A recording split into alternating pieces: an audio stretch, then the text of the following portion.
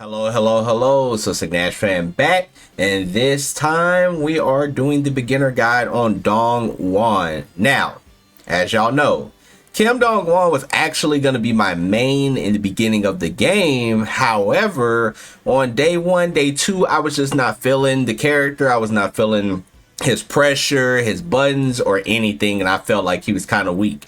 Well, we are a few more days in, and I will say this character has grown on me, and I actually think that this character is pretty good in the right hands. A lot of people have been playing him in recent tournaments, and I've fought a good fair share of them, and he's pretty annoying, and he's kind of hard to beat. So I'll talk about some of his strengths. Most importantly, when it comes to Kim Dong-won, this character is very mobile. Like, his air mobility is crazy, and it's very hard to anti-air him because of this. His jump animation is already pretty goofy and hard to like kind of calculate, but when you couple that he does have an axe kick out of the air, so it feels like shades of a Don or like a Kami dive kick or something. But guess what? He also has a dive kick, so he can delay a lot of his jumps with dive kick or axe kick.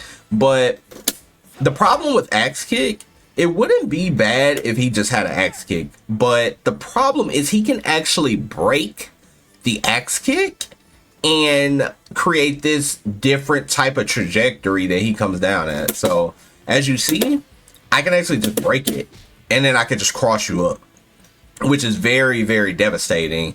Especially when you're used to him just coming down with the axe kick, and you try to go to anti-air the character, and he breaks it, and he comes down a little later with a button, or he comes down with a dive kick.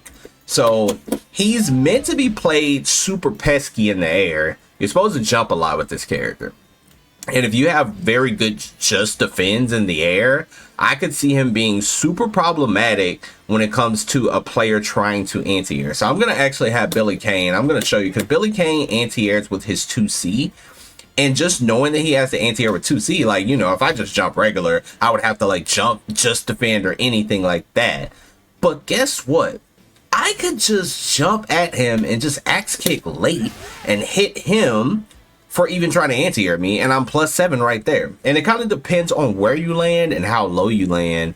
The plus frames will differ, but I also could just break it and then come down a little later, or I could just break it and go for a dive kick. And that's the beauty of Kim Dong-won. His air game is his whole entire kit.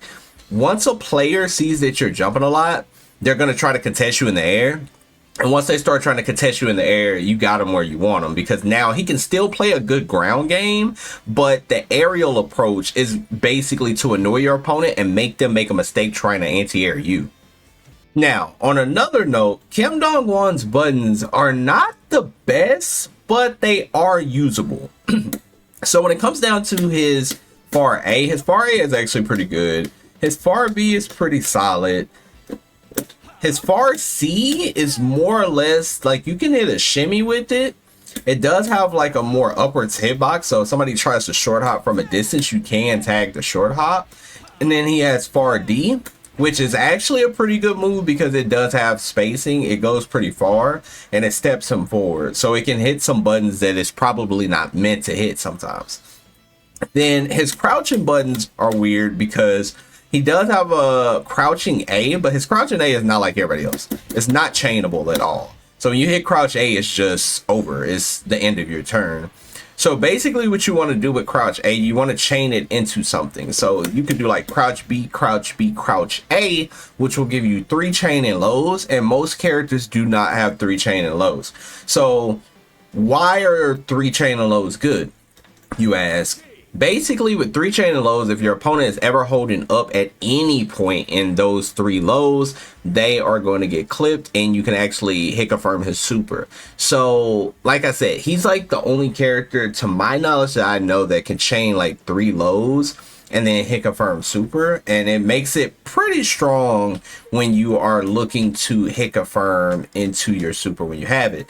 Now, what I would recommend is you put the guard on random. If you put the guard on random, then you can just practice the timing of linking crouch B, crouch B, crouch A, and try to super when you see the hit actually connect. Just like that. I saw one of the hits connect. Let's do it again. Easy.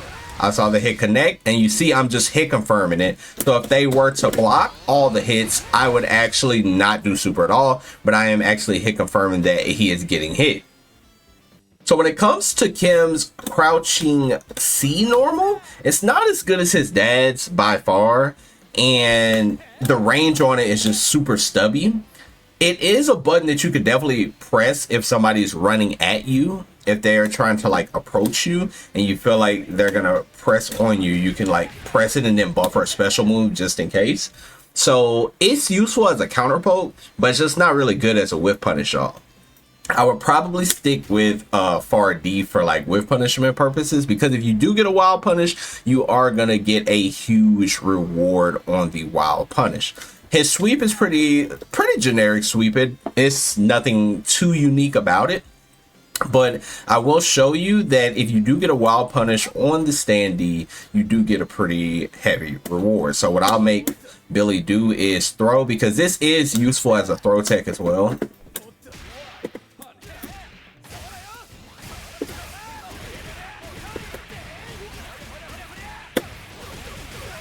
And that literally was about 50%. It's a lot of damage. One thing about this character I forgot to mention at the beginning, Kim Dong-Hwan is one of the most damaging characters in the entire game. Literally. So one thing about him, he can definitely two-touch any character in the game with 2 interactions. So that's probably why he's not ruled out. Like, even if you feel like he's one of the weaker characters, his damage output is so much that he can delete anybody with just 2 right guesses. And on the note of hit confirming random block strings, Kim Dong-Hwan is also one of the only characters that can 4-chain you without, you know, rev guarding and pushing somebody out. If they are not doing that, he can actually 4-chain you. As you see, that last low hit, and that actually makes his block string pressure very scary, because at any point, like, if you try to hold up, you can get supered. So it's gonna force a different amount of respect versus a character that they know, hey, if I put 3 button block strings on my opponent, I'm out of there, I'm blocking, I'm safe. But with him, the fact that he can chain 4 basically makes his block strings a little more threatening, especially if he has like a rev super, or if he does have 2 bars, or even just 1 bar, because of the threat of the super clipping you. Alrighty, now to talk about the weaknesses of this character and the thing that kind of turned me off of the character and made me not want to main him in the first place. And let's talk about it. So, this character's close normals, he's similar to Mai, where his close C and close D both hit twice. Now, anybody that has watched my streams know that close hitting normals can be hyper defended. As players get better in this game, they are going to start to hyper defend close hitting normals that hit twice. It's going to be a little harder to structure your offense unless you are staggering like jabs or kicks or something of that nature. If you are just running up to somebody and doing close normals, they are easily hyper defended with practice. Without practice, it's very hard. I'm not going to lie. But it's possible. Knowing that an option is possible basically puts Dong-Hwan in a situation where you wouldn't want to run up and do your close hitting normals too often, because if they are hyper defended, of course, somebody can just go directly into a special move or directly into a 0 frame super, depending. And the buffer window for a 0 frame super is easier with hyper defend versus just defend. So knowing that he does have these normals, like even that one is +3, but the threat of the hyper defense is there. So it's going to be a player to player thing, where you have to see if your opponent knows how to hyper defend. If they do not, then you get free offense. And if they do, you can easily get punished, where you would have to stagger more jab strings, because if you commit to something like this, your opponent hyper defends you and punishes you. Now, one thing I will say about this character can get a little tricky on block, because a lot of his moves that he can break and or feint creates situations that naturally wouldn't happen, but based on player reaction, he can create more pseudo situations. For example, if I let all of these kicks rock, of course, I'm -7, super unsafe. However, he can break it in between with a feint, and then he is +2. So you see his leg go up, nothing connects, and he's +2 right there. So it can throw the opponent off, and if you throw off their timing, you can definitely go for a juicier hit, something like that, or something a little lighter with like jabs or something like that. Right now, he also has stomps. Now, the stomps are pretty unique, because when he does his EX stomp, he can cancel it before it even makes contact with you, or he can let it rock. So like, here's letting it rock. If you let it rock, it's +3. This move is also hyper defendable, right?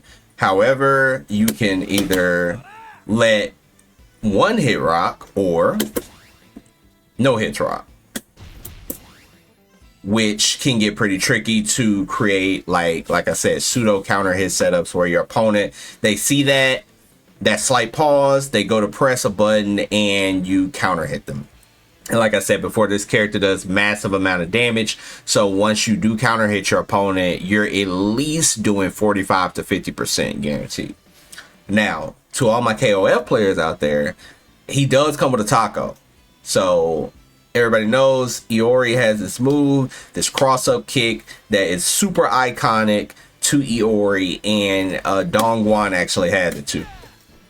So it's very easy to walk at your opponent and then cross them up last second. They go for a throw tech, and you delete them for 50%. And that is the most important part about the character, is actually shimmying. And I'm going to get into a couple of shimmy scenarios that you can do with this character to maximize your damage.